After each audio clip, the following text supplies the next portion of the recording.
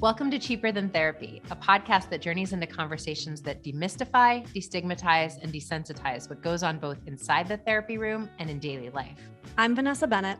And I'm Danae Logan. And we are seekers, soul sisters, and holders of sacred space. Every week, we sit down for soul-provoking conversations with fellow seekers, thought leaders, change makers, and even real people during live coaching sessions as they navigate the hard work it takes to be a human. This is Cheaper Than Therapy. Hey, everybody. Welcome back to another episode of Cheaper Than Therapy. So today we're talking to Jill. And Jill, it sounds like you're kind of, I want to say on the other side, but maybe not quite, on the other side of a situation or situations that were happening in your past marriage. It sounds like there was, pretty volatile, potentially, some abuse. And you are kind of on the other side of this now as a single mom. Sounds like you have your own business, you're an entrepreneur. And correct me if I'm wrong, it feels a little bit like I'm in this place where how do I move forward with the confidence to kind of support myself emotionally and not fall back into a lot of old habits or maybe even things that you've been told growing up around, I need somebody to take care of me. I need somebody external to tell me what to do or who to be or how to act, but really like finding that kind of confidence and voice of the self. Does that feel accurate? Yes, that's definitely accurate. Okay. So take us a little bit deeper, I guess, into some of the like very current struggles like right now that you're kind of working with in your everyday life. Yeah, I mean, everyday life, it's really, I feel like being a single mom and knowing that I have to like support my children. I have to work. I'm trying to find that right balance for everything. And also finding that confidence is something that's really important. I've always been told growing up, like you go to school, then you get married, and then you buy a house, and then you get a job and like all this stuff. And now that like I'm on my own, I have two really young children. And I'm just trying to do and build that confidence where, I don't have to have somebody who's like telling me or getting approval. Like I have to ask for approval because in my culture, it's always like, you have to ask for approval. This is a job that you're going to get. So those are some of the things that like I'm working on internally. Where do you feel like is the biggest point of contention for you right now, kind of in that area? Like, do you feel like it is in your work environment? Do you feel like it's in your interpersonal environment, your relationship with your children? Like, where do you see, I mean, obviously that kind of lack of, I don't know, connection in or ability to trust in self is going to impact everything. But where do you feel like you're seeing it kind of presenting itself the most right now? I would say I do see it a lot in work. I feel like, I'm an entrepreneur, a woman in business. I've definitely sat in a lot of rooms where it was all males that were there. And I think I have also had, which is kind of sometimes just taps into my lack of confidence, is I've heard from behind my back, oh, she's just the woman who's the face of the company. And it's just a pretty face, but there's a man behind it on all. And my past relationship with my ex, he would always say, you're here because I'm doing, because of me. And so that's always been a struggle for me because I had to show I was grateful to him. I'm like, you're here because of me. Said every insecure man since the beginning of time. Yeah. I'm sorry. I just had a very visceral response. I tried to contain it, but I just couldn't. Yeah. Okay. So many things. So many things. You said something a little while ago that I was like, yes.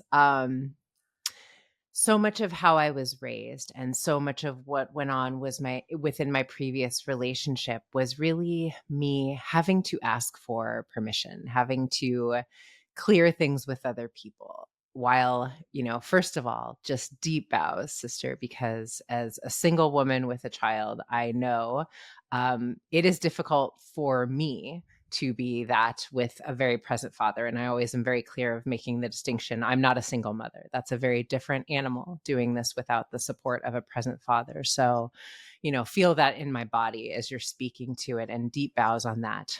And the big and to me is the gift of being a single woman and a single entrepreneur is that I don't have to ask for anyone's buy-in or cosign or opinion on anything.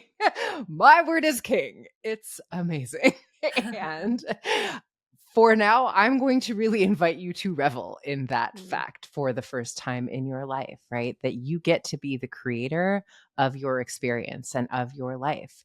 And when people say things to you, or you hear people say things like, you are just the pretty face on the cover of whatever this is, I want you to really get still and think about like, I wonder what their motivation might be for saying that. Like, instead of taking what people say at face value, a lot of what Vanessa and I do as therapists are like sort of get into the like why underneath people's behaviors. Like, what might be motivating them to say something like that?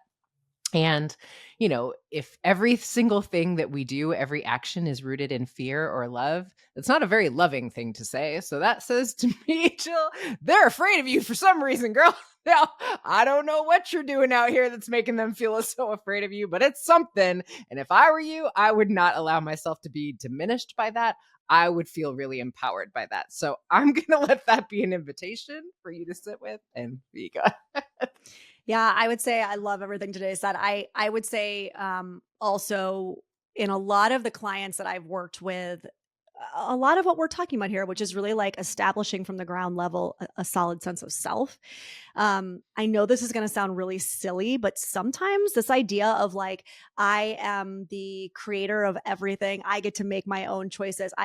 That actually is like, it can be so panic inducing that it actually like, you're frozen. It's like there's too many choices. I will like jokingly say sometimes as a vegetarian or like a vegan that I actually prefer going to restaurants that are not vegan restaurants because then I usually have one or two options to choose from and that's it.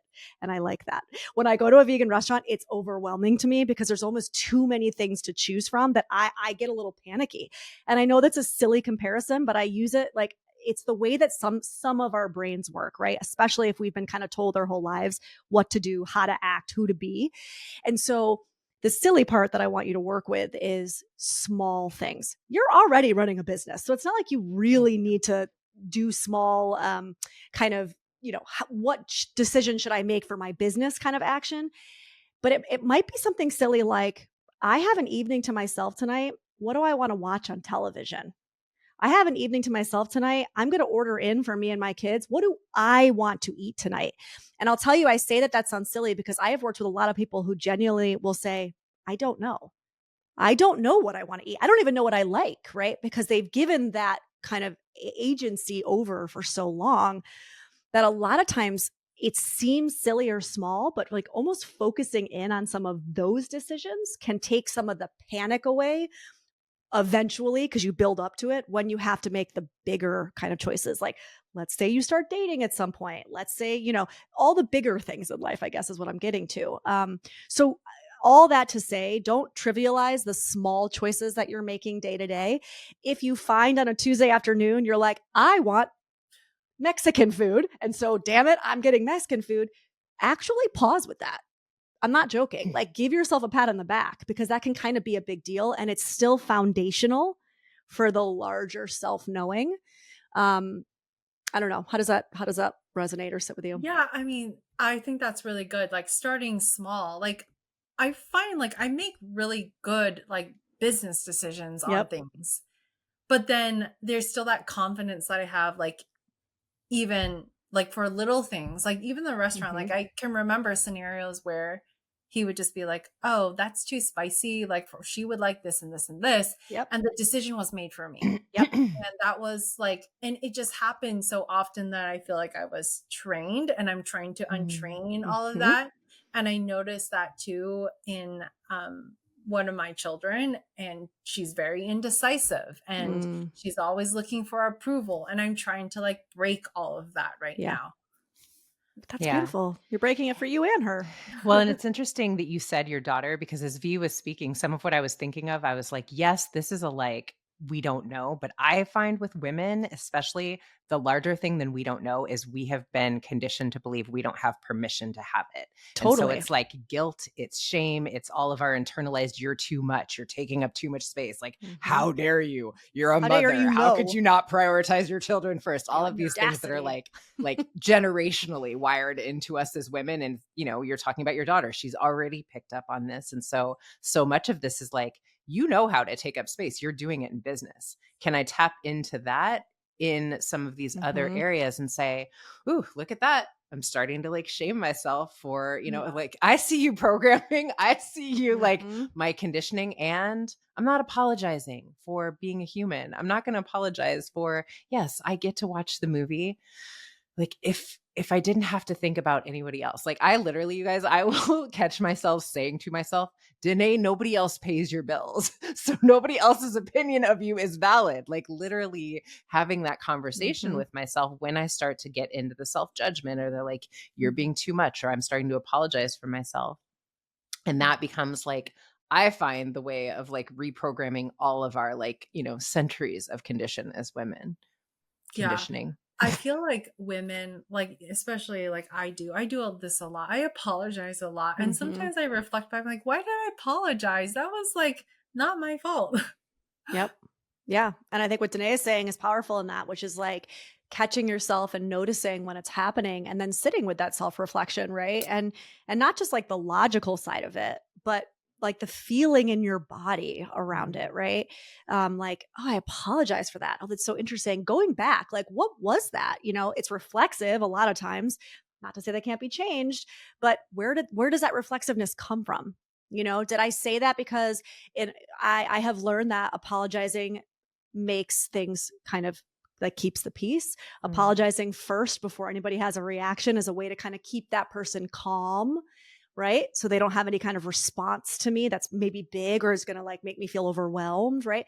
And so then you get to start playing with this stuff. And I use the word playing very specifically because yes, this is big work. This is life stuff, but we also do need to bring a little bit of levity to it if we're going to do this for the long haul, which is why I'll use silly examples sometimes to talk about this stuff because it can be paralysis by analysis. It can be so big and overwhelming that you're like, oh my God, I got to go into my history and my childhood and my this and my that. And sometimes it's like, oh my God, that's so interesting. I had that experience. Mm. Okay, well, what can I do right now? What can I course correct? How can I choose myself? How can I, and then start doing some of the larger things that like Danae was speaking to. Yeah, you said something interesting. It's like we apologize to keep the peace. And Mm-hmm. that is so true. But would you like apologize still to keep the peace? Or how would you? Because I feel like, you ask a lot of people, and sometimes it's easier when you say, hey, so sorry to bug you, or so sorry to ask you to help me with Mm. this again. Mm. Yeah, it's interesting, like the apologizing for ourselves and like the so sorry thing that you were describing. I was thinking about how much a lot of this thing of like that is also a like really conditioned trauma response to like, Mm-hmm. I'm sorry, I'm taking up space. I'm sorry, I'm upsetting you. I'm sorry you're uncomfortable. And somehow that's my Like fault. I'm adding to it. Yeah. Right. And, what I have found to be helpful is a lot of times if you can tap into how would you hold whatever this is if it were your best girlfriend or your Mm. daughter. Like there was a way that you were speaking about your ex and the way he was speaking to you. And I had a little bit of a visceral, like, Me too. like my like fierce protector was like, you mother. Yep. And that's actually useful because Mm-hmm. what I know for sure about us as women is the other thing that is really, really conditioned out of us is our healthy rage and Mm-hmm. anger. And do not come for me unless I send for you, right? Like some of that we have to like really get back into relationship with, but it becomes, how do I be the fierce protector of the little girl inside of me when someone is speaking to me like that? And she's not apologizing for a damn thing because I got her. And it's a little bit, it's to Vanessa's point, like we don't just like arrive there. It's something we have to practice, like seeing her and how would I hold her? And in the meantime, I can say, how would I hold my daughter? Well, it's my responsibility to hold my inner little girl that way too. And when I find myself wanting to apologize for her for not doing anything, would I really like, would I want my daughter to feel that? Like, would I want her to like feel like she needs to apologize for existing? Of course not. So I need to like practice a little bit of cultivating that for my inner kiddo. You know what I mean? Makes sense. Yeah, it's interesting. I was just thinking when you were talking today, when we were talking about your daughter, Jill, I was thinking how my daughter's only 4 and she for the last couple years actually, I mean, we're talking since the beginning, she's had this tendency. She goes to a Montessori school, so it's very like self-driven. Mm. And she's had a tendency since the beginning to want the teacher to tell her what to do, what work to do. Mm. And I look at my kid and I know that's more just because that's easier for her. Like, "Yeah, just tell me what to do. It's easier." Right. And the teacher has worked with her consistently on what do you want to do? Right. To the point now where when she walks up to the teacher and she goes to say that, the teacher will say, "What do you think I'm going to say?" And she'll go, "What do I want to do?" And she'll kind of like walk away. And so I think even sometimes it's a personality trait, for some of us just be like, "Oh, it's just easier. I don't want to have to think hard."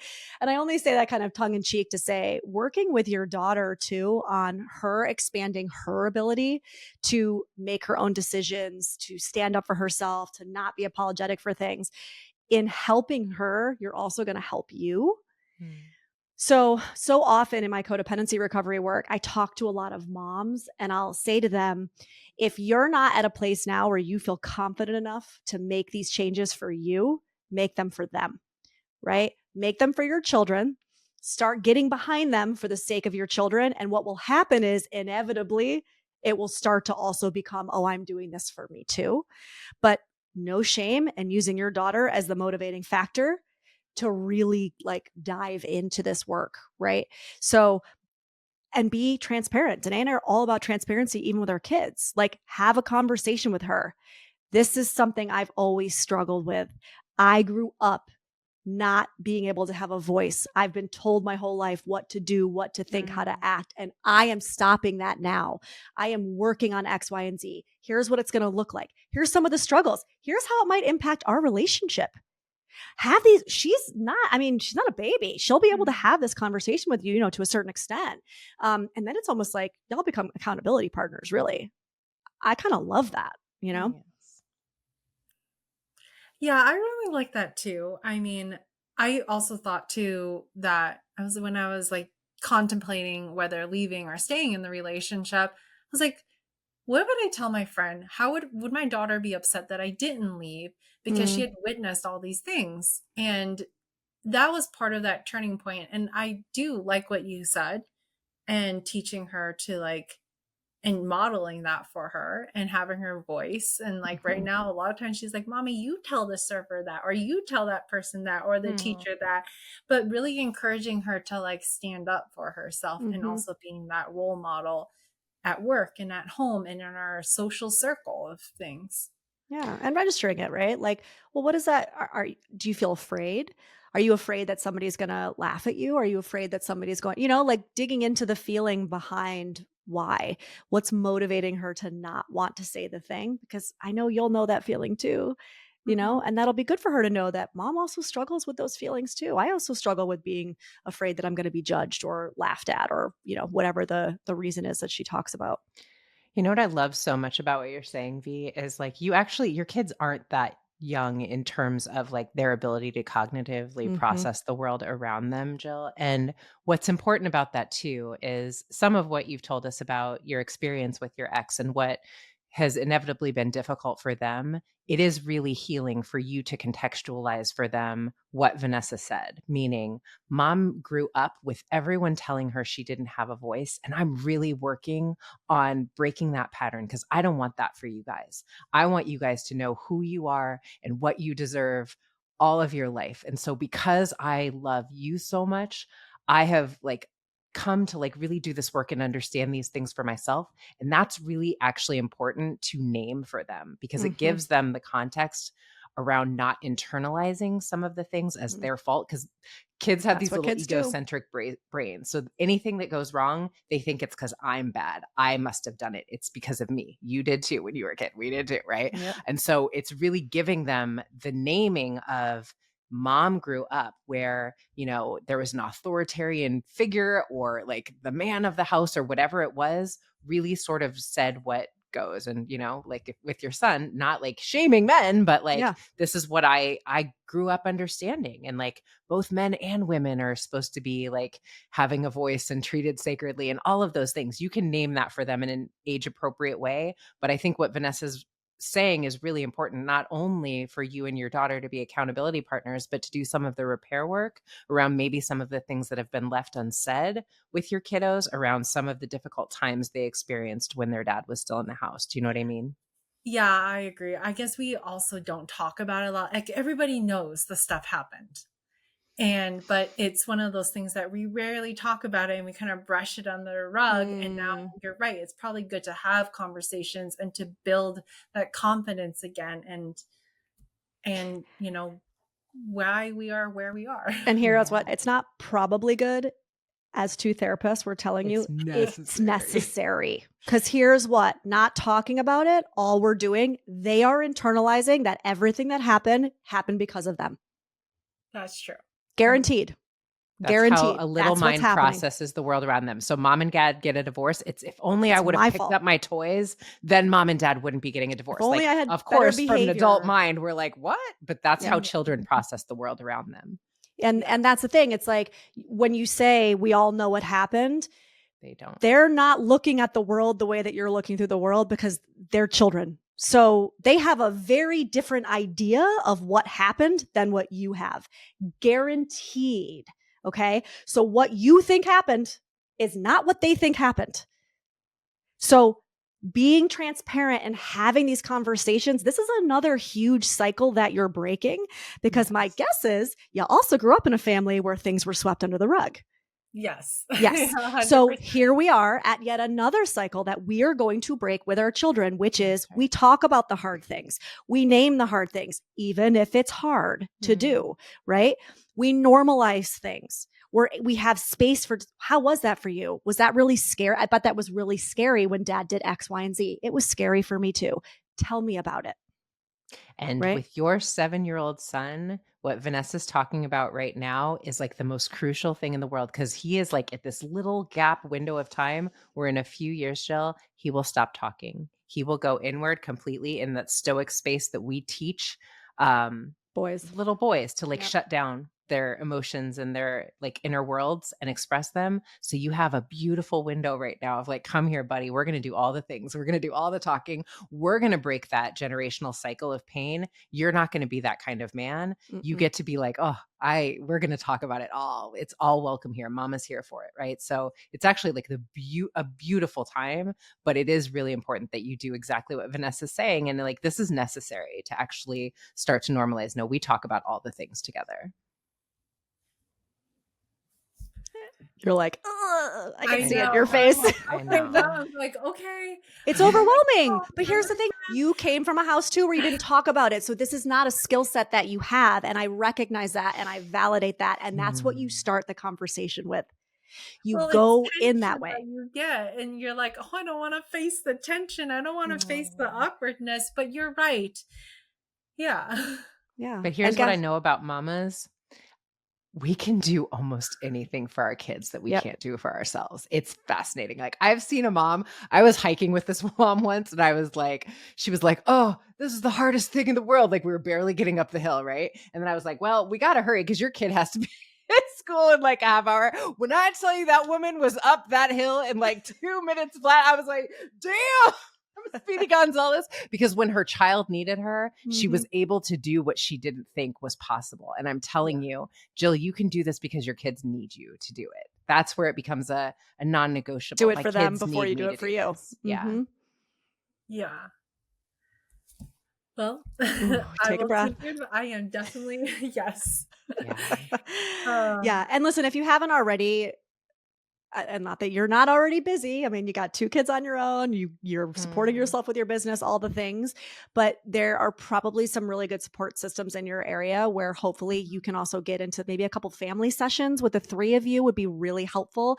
Because if you can do that, actually, if you can find a therapist, even if they do Zoom sessions or whatever, who can get the 3 of you together in a room, that might also help you because again, you were raised the same way. You're like, I don't know what to do. I don't know how to talk about this.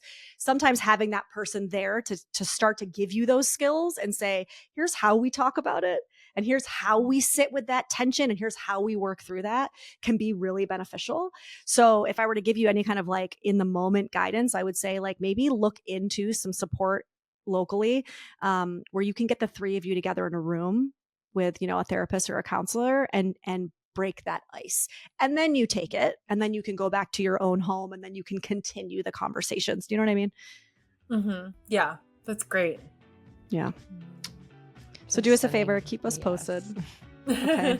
Well, We're going thank to be you so thinking about much. you, Jill. Please do what Vanessa's saying and let us know how you're doing. Thanks for joining us for this episode of Cheaper Than Therapy. If you enjoyed today's episode, be sure to share it with a friend, subscribe, and give us a 5-star review on Apple, Spotify, or wherever you listen to your podcasts. And if you want to connect with us more, find us on Instagram at Cheaper Than Therapy, the podcast.